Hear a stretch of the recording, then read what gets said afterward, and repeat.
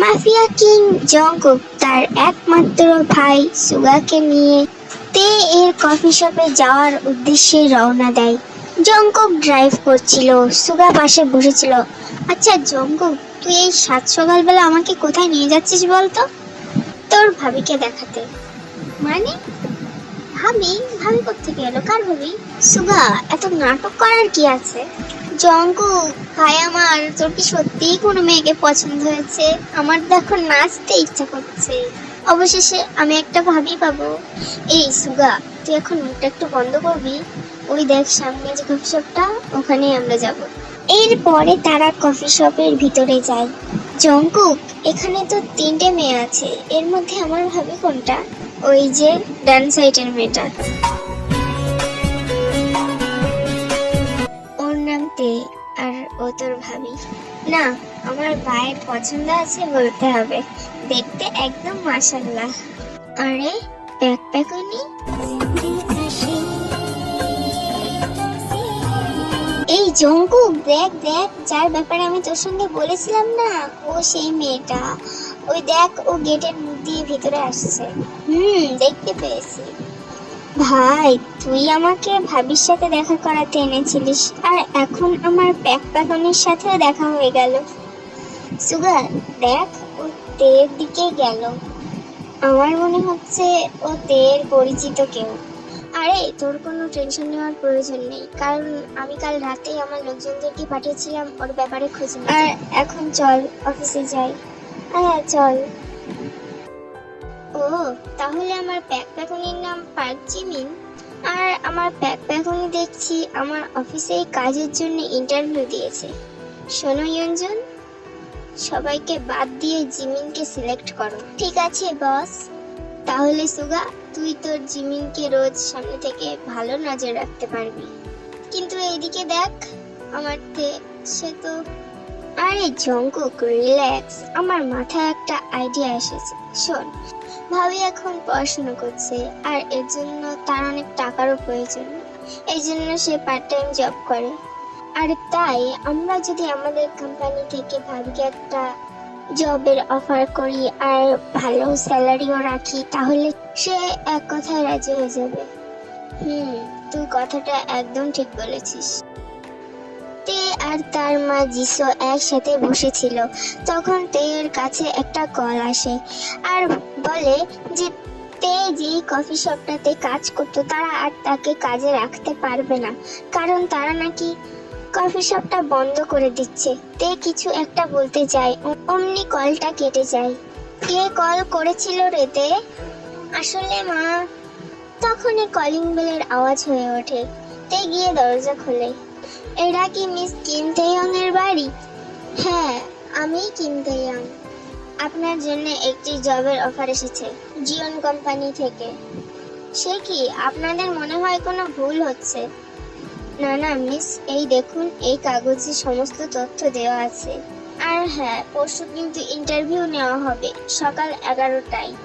কথাটা বলে লোকটা সেখান থেকে চলে যায়। কি রে তে, কে এসেছে? আসলে মা, আমাদের শহরের সবথেকে বড় জিওন কোম্পানি থেকে আমার জন্য একটা জবের অফার এসেছে।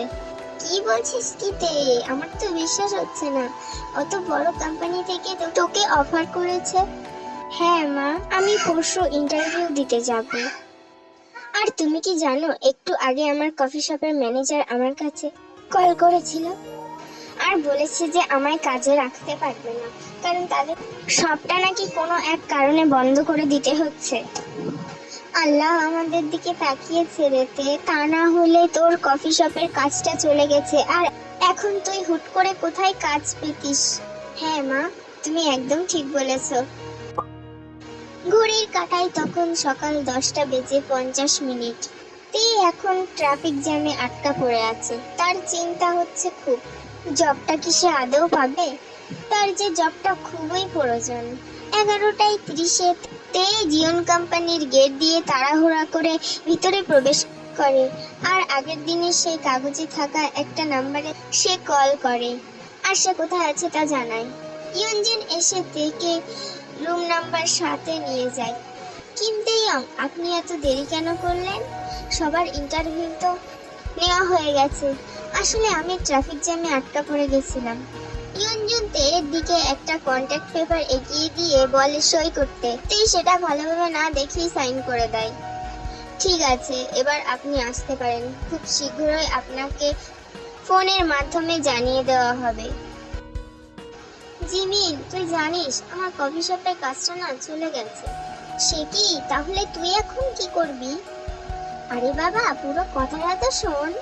আমাদের শহরের সব থেকে বড় যে জিওন কোম্পানি আছে না, সেখান থেকে আমাকে একটা জবের অফার দেওয়া হয়েছে। আজই আমি ইন্টারভিউ দিয়ে এসেছি। কি? Jeon company?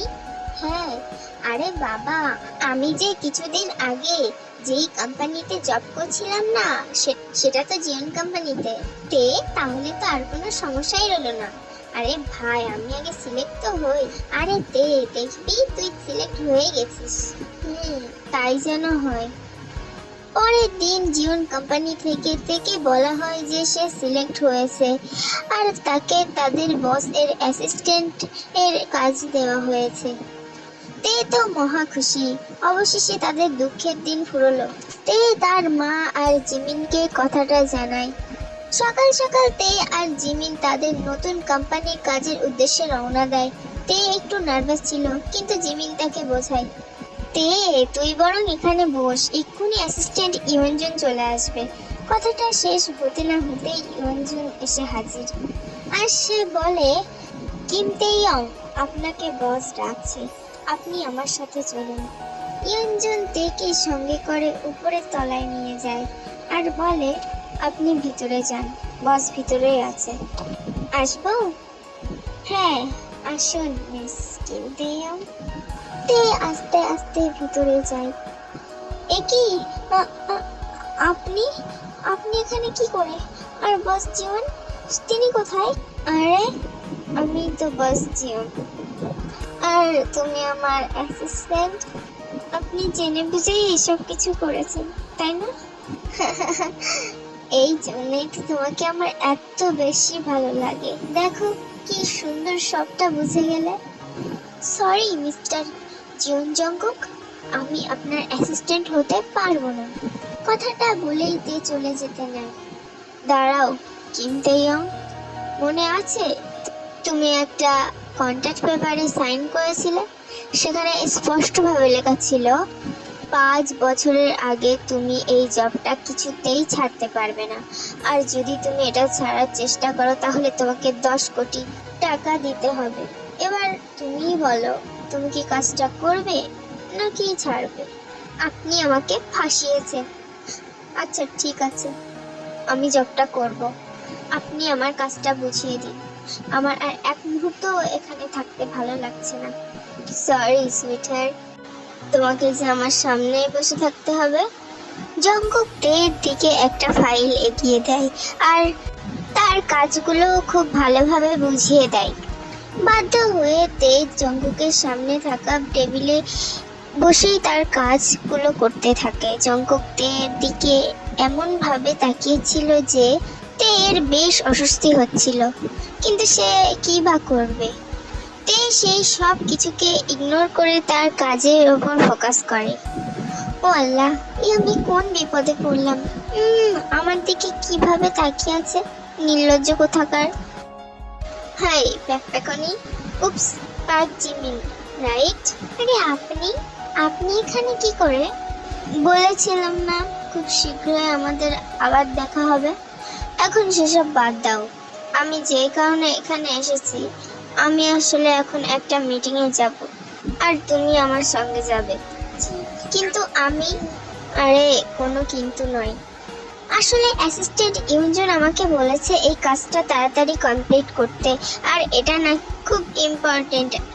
আর আমি যদি এখন আপনার সঙ্গে চলে যাই তাহলে এই কাজটা কি কমপ্লিট করবে বলুন তো?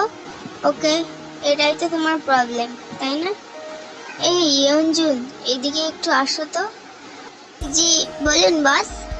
মিস পার্ক জিমিনের কাজটা তুমি অন্য কাউকে দিয়ে দাও, ও এখন আমার সঙ্গে একটা মিটিং এ যাবে। ওকে বস। এই যে ব্যাকপ্যাকনি, এখন চলো। চলুন। আপনি যে এখানকার বস সেটা তো আমি জানতামই না। এখন তো জেনে ফেললে। আচ্ছা, আপনার নাম জিয়ন নাকি সুগা?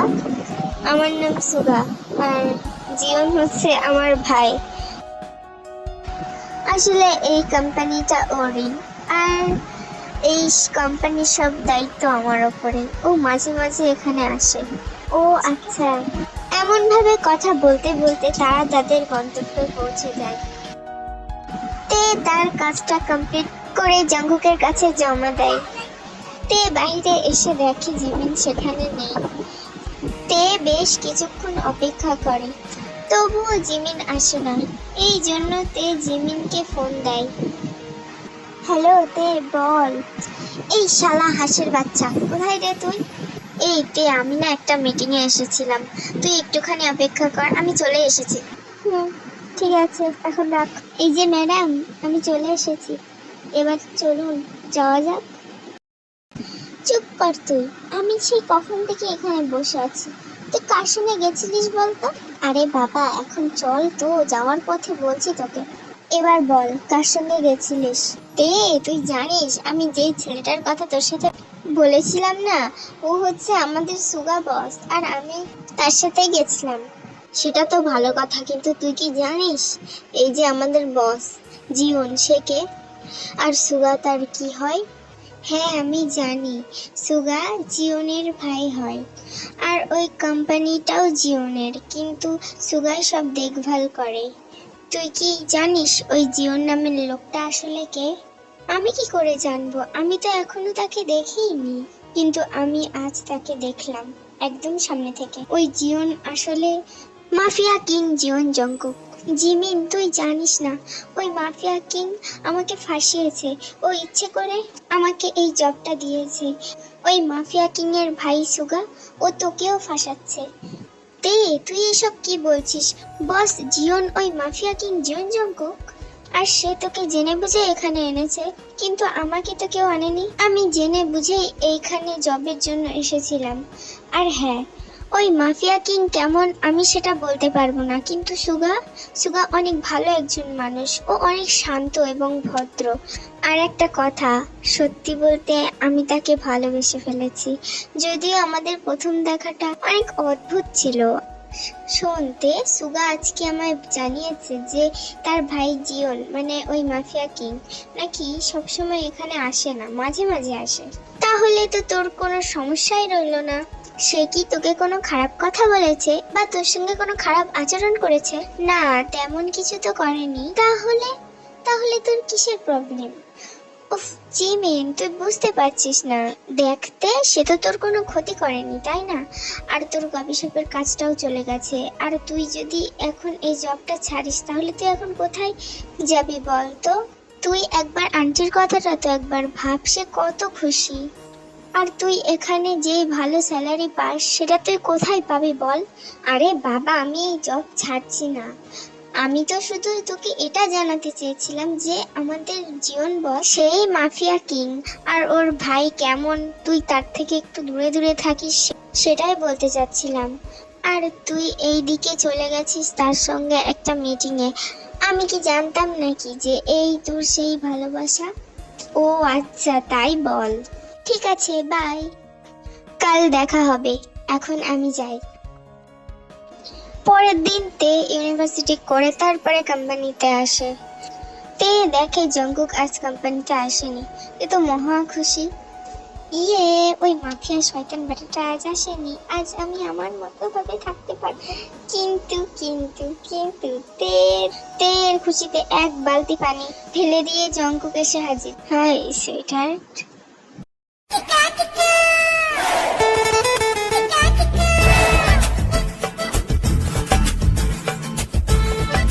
মনে হচ্ছে তুমি আমাকে মিস করছিলে, এই জন্যই তো আমি আমার মাফিয়া জগতের সবকিছু ছেড়ে ছুড়ে তোমার কাছে চলে এসেছি। কি, আমি মিস করবো? তাও আপনাকে? কখনোই না। সবাই বলে আপনি নাকি তেমন এই কোম্পানিতে আসেন না, আপনার তো অনেক কাজ। তো এত কষ্ট করে আপনি আসতে গেলেন কেন বলুন তো?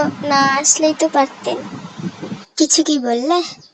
না না, আমি আবার কি বলবো। তে তার কাজ করছিল, হঠাৎ জঙ্কুক দেখে বলে, তার জন্য এক কাপ কফি বানিয়ে আনতে। তে কফি বানাতে তো যাই, কিন্তু শয়তান মাফিয়া কোথাকারে, মনে তো কোনো দয়া মায়া নেই, সারাদিন খালি খুন খারাপি করে বেড়াবে। এখন দেখো আমাকে একটু শান্তিতে থাকতেও দেবে না। দাঁড়াও, তোমাকে আমি এমন কফি খাওয়াবো না যে যে জীবনে আমাকে আর কফি আনতে বলবে না। কথাটা বলে তে কফির ভিতরে চিনির জায়গায় লবণ মিশিয়ে দেয়।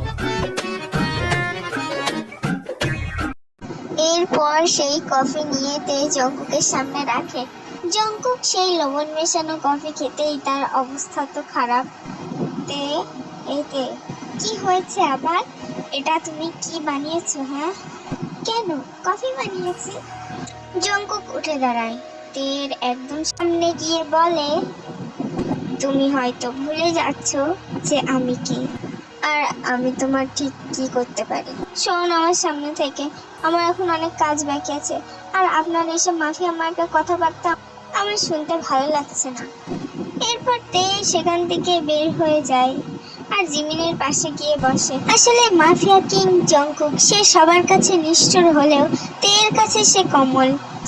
কিরে তে, তোর মুখটা দেখে মনে হচ্ছে এদিকে কিছু একটা করে এসেছিস। আরে ভাই, বেটাকে আজকে উচিত শিক্ষা দিয়ে এসেছি। মানে বস জীবনের সঙ্গে তুই কি করেছিস? আর বলিস না, বেটাকে আজকে কফির সঙ্গে লবণ মিশিয়ে খাইয়েছি। কি বস তোকে কিছু বলেনি?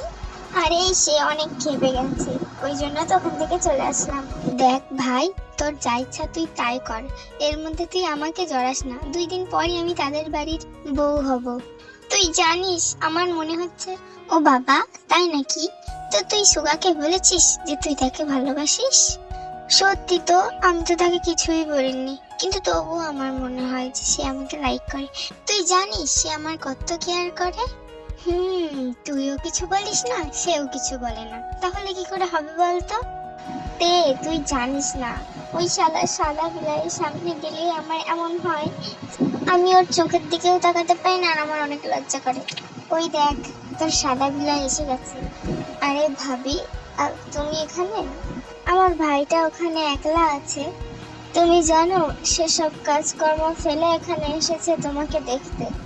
আর বলো না সুগা, ও কি করেছে জানো? জঙ্কুক ভাইয়াকে কফির সঙ্গে লবণ মিশিয়ে খাইয়েছে। সে কি ভাবি, তুমি এটা কেন করলে? তুমি কি জানো আমার ভাইটা তোমাকে কত ভালোবাসে? সে তো কোনো মেয়ের দিকে ঘুরেও তাকাতো না, কিন্তু তোমাকে যবে থেকে দেখেছে সবে থেকে তার সবটা জুড়ে শুধু তুমি আর তুমি, আর সে তোমাকে কোনো রকম কোনো কষ্ট দিতে চায় না। কথাটা শুনে তে কি বুঝলো কে জানে, সে সোজা জঙ্কুকের কাছে যেতে লাগলো। আমি মনে হয় তার সঙ্গে একটু বেশিই করে ফেলেছি। আচ্ছা, আমার কি সরি বলা উচিত? এইসব ভাবতে ভাবতে তে জঙ্কুকের সামনে গিয়ে দাঁড়ায়। বস জিওন, মানে তখনকার জন্য সরি। হ্যাঁ সরি, কিন্তু এমন ভাবে বললে যে হবে না। তাহলে কিভাবে বলবো? অন্যভাবে বলো। অন্যভাবে মানে জঙ্কুক উঠে দাঁড়ায় আর তের দিকে এগিয়ে যেতে গেলেই তে দৌড়ে সেখান থেকে বের হয়ে যায়। সুগা জিমিনকে নিয়ে বের হয় একটু ঘোরাঘুরি করতে। তারা প্রায়ই একসঙ্গে ঘুরতে যায়, আজও ঠিক তাই ছিল। সুগা জিমিনকে নিয়ে নিরিবিলি একটা পার্কে যায়। সুগা জিমিনের দিকে তাকায় আর ওর হাতটা ধরে বলে, জিমিন, তুমি আমাকে এখন কি ভাববে আমি তো জানি না, তবে সত্যটা হলো এটাই যে আমি তোমাকে ভালোবাসি। আর হ্যাঁ, আমি ওইসব ন্যাকা পিরিত টিরিত করতে পারি না, ওই জন্য আর কি এমন ভাবে বলছি। তুমি আমাকে বিয়ে করবে? জিমিন থতমত খেয়ে যায়। সুগা তাকে ডাইরেক্ট বিয়ের জন্য প্রপোজ করলো। আমি আর কি বলবো বলো সুগা, তুমি সেই কবে থেকে আমার মনটা নিয়ে বসে আছো, আমি তো শুধু এই দিনটারই অপেক্ষা করে আছি। এটা বলে জিমিন সুগাকে জড়িয়ে ধরে। সুগা একটু অবাক হয়, তবে জিমিনও যে তাকে ভালোবাসে এটা ভেবে সুগার অনেক শান্তি লাগছিল। এমন ভাবে বেশ কিছুদিন পার হয়ে যায়। সুগা আর জিমিনের সামনে গিয়ে তারা দুজনে বেশ হ্যাপি। আর এইদিকে জঙ্কুক, সে সারাক্ষণ তের পিছনে লাগবে, তেও বা কম নাকি, সেও পাল্টা জঙ্কুককে অনেক জ্বালায়। তবে তের মধ্যে একটা ব্যতিক্রম হয়েছে। আগে সে জঙ্কুককে একদমই সহ্য করতে পারতো না, কিন্তু এখন জঙ্কুক যদি তের পিছনে না লাগে তাহলে তের কোনো কিছুই ভালো লাগে না। বলতে গেলে সে হয়তোবা এসবের মধ্যে জঙ্কুককে একটু একটু করে পছন্দ করতে শুরু করে দিয়েছে। এমনই একদিন জঙ্কুক তার ল্যাপটপে বিজনেসের জন্য ইম্পর্টেন্ট একটা কাজ করছিল। তেও তাই সেই তার কাজ করছিল। এমন সময় হঠাৎই এন্ট্রি হয় জঙ্কুকের বিজনেস পার্টনার লিসার। মেয়েটা বেশ গায়ে পড়া স্বভাবের, তার ওপর সে জঙ্কুককে বেশ পছন্দ করত। জঙ্কুক ভিতরে আসবো কথাটা বলেই সে সোজা জঙ্কুকের সামনে গিয়ে বসে আর তাদের বিজনেসের ব্যাপারে কথা বলছিল। লিসা বেশ ন্যাকা ন্যাকা ভাবে কথা বলছিল আর কেমন ভাবে যেন জঙ্কুকের দিকে তাকিয়েছিল। জঙ্কুক যদিও বা সেটা খেয়াল করে না, কিন্তু তে খেয়াল করে। বেশ অনেকক্ষণ ধরেই তারা কথা বলছিল। তে তাদের দুজনকে হাসতে হাসতে কথা বলতে দেখছিল আর রাগে জ্বলছিল। বেশ কিছুক্ষণ পর লিসা সেখান থেকে চলে যায়। লিসা চলে যেতেই তে জঙ্কুককে বলে ওঠে, বাবা, আপনি যে এত হেসে হেসে কথা বলতে পারেন সেটা তো আগে জানতাম না। তা বলবেন নাই বা কেন? সামনে অত সুন্দরী একটা মেয়ে বসেছিল। হোয়াট? কি বলছো কি তুমি? আমি ঠিকই বলেছি। এরপর তে রাগে গজগজ করতে করতে সেখান থেকে বের হয়ে যায়। মনে হচ্ছে আমার বেবি গার্লটা জেলাস হচ্ছে। তাহলে যে তোমাকে আর একটু জেলাস করানোই যেতে পারে। বেশ কিছুদিন ধরে জঙ্কুক তের সঙ্গে তেমন একটা কথা বলছিল না, খুব দরকারি বিষয় ছাড়া। এর মধ্যে লিসা বেশ কয়েকবার এসে এসে বসে থাকতো, জঙ্কুকের সঙ্গে গল্প করত, হাসাহাসি করত। আজকেও লিসা আসে। তবে আজ লিসা তেকে বলে, এই মেয়ে, তুমি এখান থেকে একটু বের হও তো, আমার জঙ্কুকের সঙ্গে পার্সোনাল কিছু কথা আছে। কেন? আমি কেন বের হব? তে, তুমি কি শুনতে পাচ্ছ না? লিসা তোমাকে বের হয়ে যেতে বলছে। যাও, এখন এখান থেকে বেরিয়ে যাও। হ্যাঁ, যাচ্ছি। তে সেখান থেকে বের হয়ে যেতেই লিসা গিয়ে দরজা লাগিয়ে দেয়। তে বাহিরে দাঁড়িয়েছিল। বেশ অনেকক্ষণ পর লিসা সেখান থেকে বের হয়। লিসা বেরিয়ে যেতেই তে দৌড়ে ভিতরে যায় আর জঙ্কুকের শার্টের কলার চেপে ধরে বলে, আপনার এত কিসের পার্সোনাল কথা, হ্যাঁ, যে কিনা আমাকে এখান থেকে বের হয়ে যেতে হয়েছে? দরজা বন্ধ করে আপনারা কি এমন পার্সোনাল কথা বলছিলেন? হ্যাঁ, হোয়াট? তুমি এসব কি বলছো তে? আমি ঠিকই বলছি। আপনার কি এমন ইম্পর্টেন্ট কথা, হ্যাঁ, যে আমাকে বের করে দিয়েছেন? তে, তুমি কিন্তু তোমার সীমা ছাড়িয়ে যাচ্ছ। তুমি ভুলে যাচ্ছ যে আমি কে, আর আমি কার সাথে কথা বলবো না বলবো, কি করব না করব, সেটা আমি তোমায় কেন বলবো? তুমি কে? হ্যাঁ হ্যাঁ, তাই তো। আমি কে? আমি তো সামান্য মাত্র একটা কর্মচারী আপনার। আসলেই তো আমার আপনাকে এত কিছু বলা আসলে উচিত হয়নি। সরি বস জন, আমি এখান থেকে চলে যাব। আর একটা কথা, আপনার টাকা ওটা আমি আপনাকে দিয়েই যাব, সেটা যেভাবেই হোক। আমি তখনই তোমার নামে লেখা চিঠিটি পড়ে তোমাকে শোনাবো। তে, কান্না বন্ধ করো। আমি শুধু দেখতে চেয়েছিলাম যে তুমি আমাকে ভালোবাসো নাকি বাসো না। না, আমি সত্যি সত্যিই চলে যাব। তুমি যাও লিসার কাছে, ওর সাথে ইম্পর্টেন্ট কথা বলো। তে, লিসাকে আমি এইসব নাটক করতে বলেছিলাম। আসলে আমি চেয়েছিলাম তোমাকে জেলাস করাতে, আর এইসবের চক্করে আমি তোমাকে অনেক কষ্ট দিয়ে ফেলেছি। আই এম সরি তে, সরি। এবার কান্নাটা থামাও প্লিজ।